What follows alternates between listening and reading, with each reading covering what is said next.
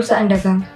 Ada 3 jenis perusahaan yang berdasarkan aktivitas operasionalnya, yaitu perusahaan jasa, perusahaan dagang, dan perusahaan manufaktur.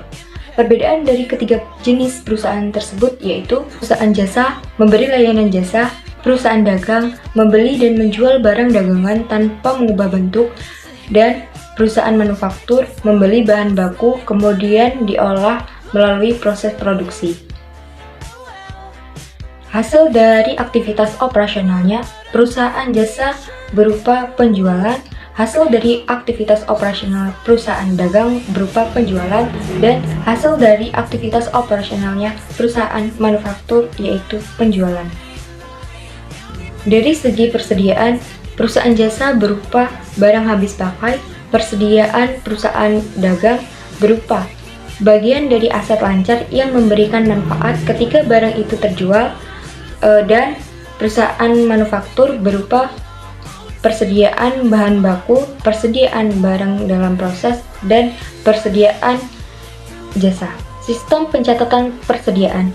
Ada sistem yang biasa digunakan perusahaan dagang untuk transaksi-transaksi yang berhubungan dengan perusahaan dagang, yaitu sistem pencatatan perpetual dan sistem pencatatan perpetual, yaitu sistem di mana setiap transaksi yang menimbulkan nilai persediaan yang keluar dan masuk dicatat dalam kartu persediaan.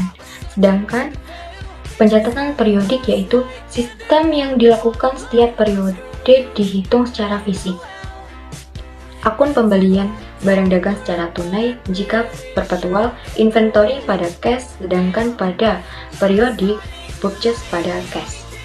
Untuk memperoleh HPP persediaan dengan penjualan barang dagang awal ditambah pembelian awal dikurang persediaan barang dagang akhir, maka akan mendapatkan nilai HPP persediaan.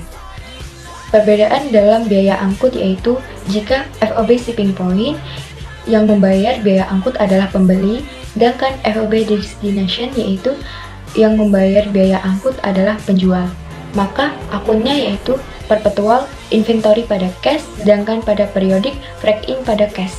Laporan keuangan pada perusahaan dagang yaitu laporan laba rugi, laporan perubahan modal, laporan posisi keuangan, pencatatan jurnal penutup, neraca saldo setelah penutupan.